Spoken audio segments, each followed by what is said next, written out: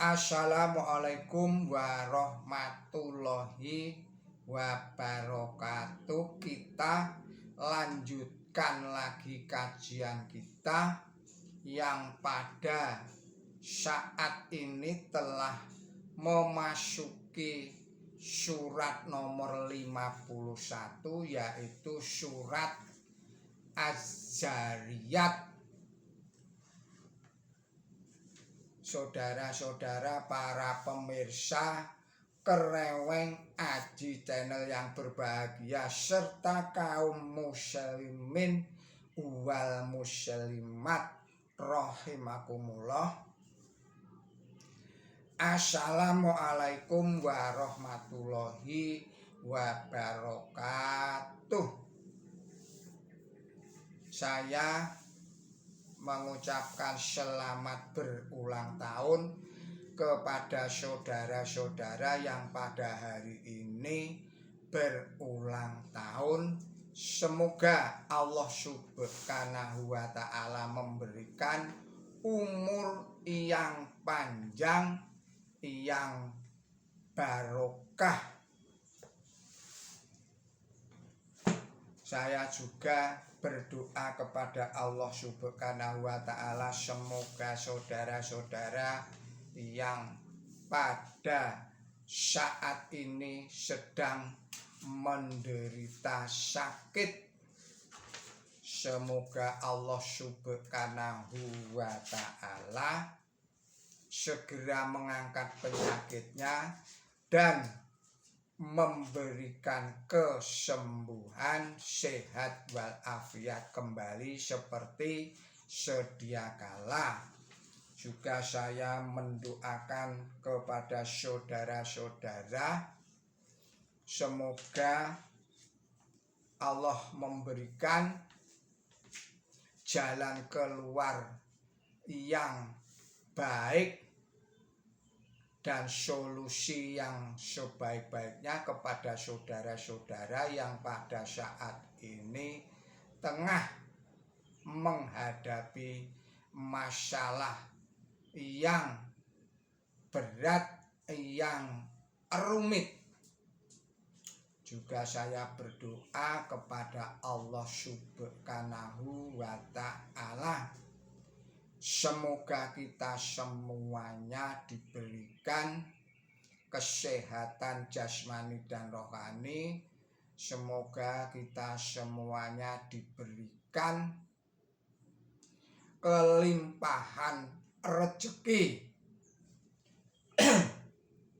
Semoga kita semuanya juga diberikan kebahagiaan, kesejahteraan, keselamatan, juga ketenteraman lahir dan batin oleh Allah Subhanahu wa Ta'ala. Selanjutnya saya mengucapkan terima kasih yang sebesar-besarnya kepada saudara-saudara yang telah memberikan subscribe-nya kepada channel Kereweng Aji yang kita cintai ini. Semoga dengan demikian channel ini dapat hidup dan berkembang serta dapat eksis di dalam mengkaji dan mentadaburi Al-Quran sebagai pedoman hidup kita, hidup di dunia ini. Dan juga saya mengucapkan terima kasih yang sebesar-besarnya kepada saudara-saudara yang telah berkenan memberikan koreksinya di kolom komentar pada video-video yang dikemukakan oleh Kereweng Aji Channel ini. Baiklah, kita lanjutkan kajian kita. Bismillahirrahmanirrahim. Saya ulangi lagi. Bismillahirrahmanirrahim. Wa dariyati darwa falhamilati bikro faljariyati yusro falmuqashimati amro innama yu'aduna la syadik wa inna dina lawaqi wasyama'idatil kubu innakum la fi qawlim mutalif yu'faqu anhumal ufi qutilal kharasun alladina hum fi khamaratin syahun yas'aluna ayyanal yaumuddin yaumahum alan nari yuftanun duhu fitnatakum hadalladhi kuntum bihi tasta'jilun innal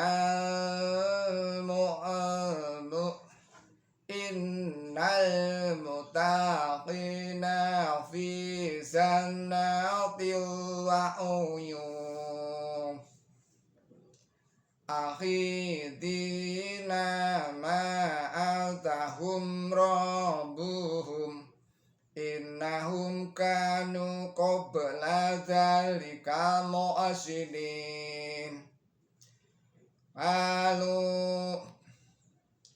kanu qalilan minal laili ma yahza'un wa bil asharihum yastaghfirun wa fi amwalihim haqqul lisyai'i sya'ili wal harum wal ma'rum wa fil ardi ayatul lil muqinin wa fi anfusikum afala tubsirun wa fi syama'i rizqukum wa ma tu'adun fa rabbi syama'i wal ardi innahu la haqqum mislama annakum tandiqun hal ataka hadisu dhaifi Ibrahim al-mu'ramin idza qalu alaihi faqulu syalaman qala syalam qaumun munkarun faragha ila ahlihi faja'a bi'izlim syamin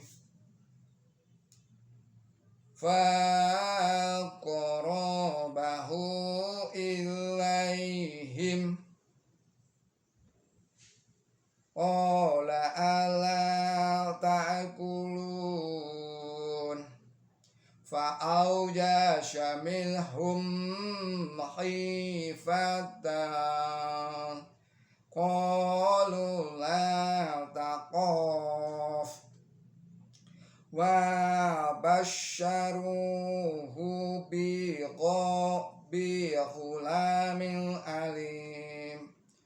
fa'albalatin imra'atuhu fi suratin fasaqat wajhaha wa qalat azujun aqim qalu kadzalika fa qala rabbu innahu huwal hakimul alim. Shadaqallahul adzim. Artinya dengan menyebut Allah yang maha pemurah, yang maha pengasih, demi yang memancarkan dengan merata dan demi yang mengandung beban dan demi yang lari dengan mudah dan demi yang membagi-bagikan urusan. Sesungguhnya apa yang dijanjikan kepada kamu adalah benar, dan sesungguhnya keputusan itu akan terjadi. Demi langit yang penuh dengan jalan, sesungguhnya kamu adalah orang yang mempunyai pendapat yang berbeda-beda, dipalingkan daripadanya siapa saja yang dipalingkan. Terkutuklah orang-orang yang dusta. Saya ulangi lagi, terkutuklah orang-orang yang dusta, yaitu orang yang ada dalam jurang yang dalam. Alpa, mereka bertanya, bila manakah hari kiamat? Yaitu pada hari tatkala mereka diuji dalam neraka. Rasakanlah penindasan kamu ini adalah apa yang kamu gesa-gesakan. Sesungguhnya orang-orang yang bertakwa dan di taman dan pancuran, mereka mengambil apa yang diberikan kepada mereka oleh Tuhan mereka. Sesungguhnya mereka sebelumnya adalah orang-orang yang berbuat kebaikan. Mereka menggunakan waktu sedikit untuk tidur pada malam hari, dan pada pagi hari mereka mohon perlindungan Tuhan. Dan dalam harta mereka ada sebagian yang menjadi haknya orang-orang yang meminta-minta dan orang-orang yang tidak mempunyai apa-apa. Dan dalam bumi adalah tanda bukti bagi orang yang yakin. Dan di dalam diri kamu sendiri, apakah kamu tidak melihat? Dan dalam langit adalah rezeki kamu dan apa yang dijanjikan kepada kamu. Maka demi Tuhannya langit dan bumi sesungguhnya itu adalah kebenaran seperti apa yang kamu ucapkan. Apakah riwayat tamu Ibrahim yang terhormat sudah sampai kepada engkau? Tatkala mereka datang kepadanya, mereka berkata, "Salam." Ia atau Ibrahim berkata, "Salam, orang-orang asing."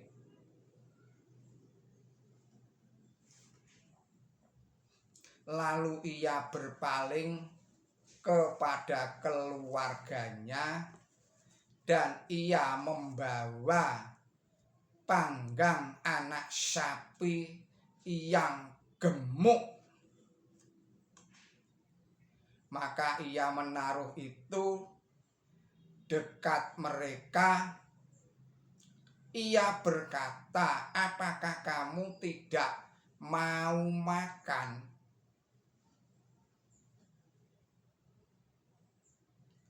Maka ia mengandung perasaan takut terhadap mereka. Mereka berkata, "Jangan takut." Dan mereka memberi kabar baik kepadanya tentang lahirnya anak laki-laki yang berilmu. Maka muncullah istrinya dalam duka cita, dan ia menampar mukanya dan berkata, "Seorang nenek yang mandul." Mereka berkata, "Demikianlah firman Tuhan dikau." Saya ulangi lagi. Mereka berkata, "Demikianlah berfirman Tuhan dikau. Sesungguhnya Dia itu maha bijaksana, yang maha mengetahui." Saudara-saudara, para pemirsa Kereweng Aji channel yang berbahagia, serta kaum muslimin wal muslimat rahimakumullah, demikianlah arti dan makna pada surat Ad-Dzariyat surat nomor 51, ayatnya ayat 1 sampai dengan ayat 30. Penjelasannya adalah sebagai berikut. Yang pertama, penjelasan pada ayat 6. 4 ayat permulaan surat ini diawali dengan apa yang biasanya disebut sebagai sumpah, sekedar untuk menarik perhatian pada suatu fakta. Ini bisa dilihat pada tafsir nomor 2099. Sedangkan 2 ayat berikutnya menerangkan kesimpulan yang dituju oleh fakta tersebut. Pada umumnya orang menganggap bahwa yang dimaksud yang memancarkan ialah angin yang menerbangkan debu sebelum datangnya awan. Yang dimaksud yang mengandung beban ialah awan, yang mengandung hujan yang dimaksud yang lari dengan mudah ialah angin yang mengangkut awan. Yang dimaksud yang membagi-bagi ialah angin yang membagi hujan. Dalam gambaran ini hendaklah orang menarik perhatian akan adanya peraturan yang sama di alam rohani, yang dengan peraturan itu kebenaran akan berkembang secara berangsur-angsur. Tahap pertama, benih kebenaran dipancarkan secara merata. Tahap yang kedua, mengandung beban atau menjadi penuh dengan kebenaran.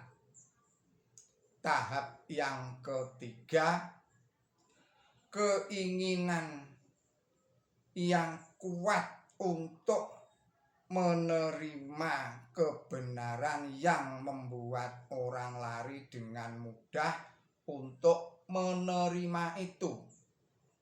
Tahap yang keempat adalah membagi-bagikan kebenaran kepada orang lain. Tetapi dapat pula ayat-ayat itu menarik perhatian akan adanya fakta yang lebih jelas lagi, yaitu dipancarkannya kebenaran yang merata oleh Nabi suci Muhammad SAW dan para pengikut beliau yang setia, yang menyebabkan sebagian mereka mengandung beban seakan-akan mereka penuh berisi kebenaran, sedangkan sebagian yang lain lari dengan mudah untuk menerima kebenaran itu. Tetapi mereka tidaklah merasa puas dengan menerima saja. Mereka pergi ke sana kemari untuk menyampaikan kebenaran dan cahaya yang telah mereka terima kepada orang lain. Dengan adanya golongan orang yang bekerja dalam perkara kebenaran itulah terdapat tanda bukti yang terang bahwa kemenangan Islam akan segera terwujud di negeri itu. Penjelasan pada ayat 7, uraian tentang langit yang digambarkan penuh dengan jalan adalah cocok sekali dengan ilmu pengetahuan yang sudah tentu tidak dikenal oleh dunia 1400 tahun yang lalu. Jalan di langit adalah orbit berbagai planet dan jalan dari bintang-bintang itu sendiri. Ini bisa dilihat di dalam surat nomor 36 ayatnya 40 yang menerangkan bahwa semuanya mengapung di atas garis edarnya. Selanjutnya penjelasan pada ayat yang ke-9. Hanya orang yang memalingkan diri dari kebenaran sajalah yang dipalingkan daripadanya. Penjelasan pada ayat 14. Kata fitnah yang diartikan penindasan ini bisa dilihat pada tafsir nomor 245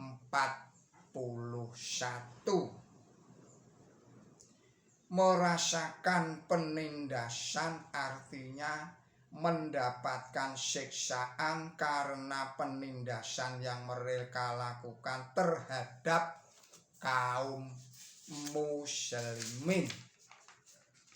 Selanjutnya adalah penjelasan pada ayat 19. Kata marhum, saya ulangi lagi, kata mahrum itu oleh sebagian mufasir diartikan orang miskin yang tidak suka meminta-minta, dan oleh mufasir yang lain diartikan yang tidak dapat bicara seperti anjing atau kucing. Hendaklah diingat bahwa di sini orang miskin dikatakan mempunyai bagian dalam hartanya orang kaya. Negara diwajibkan mengambil bagian itu dan diserahkan kepada orang miskin. Tetapi itu hanya sebagian, bukan seluruhnya. Penjelasan pada ayat 21, mereka dapat melihat tanda bukti bahwa kebenaran memperoleh kemenangannya. Penjelasan pada ayat 22, apa yang dijanjikan kepada kamu dapat diartikan rezeki rohani sebagai lawannya rezeki jasmani, atau dapat pula mengisyaratkan hari keputusan yang mereka berulang-ulang diperingatkan. Selanjutnya penjelasan pada ayat 23. Hendaklah dicatat adanya derajat keyakinan yang tinggi, kepercayaan yang teguh pada zaman permulaan tentang kemenangan akhir kebenaran, sebagaimana pembicaraan manusia satu sama yang lain adalah suatu kebenaran. Demikianlah pula firman Allah Ta'ala kepada manusia. Selanjutnya penjelasan ayat 24. Ini selengkapnya bisa dilihat di dalam tafsir nomor 1187 dan tafsir nomor 1160.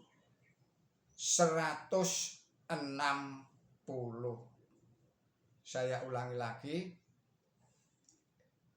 keterangan penjelasan ini bisa dilihat pada tafsir nomor 1187 dan tafsir nomor 1188.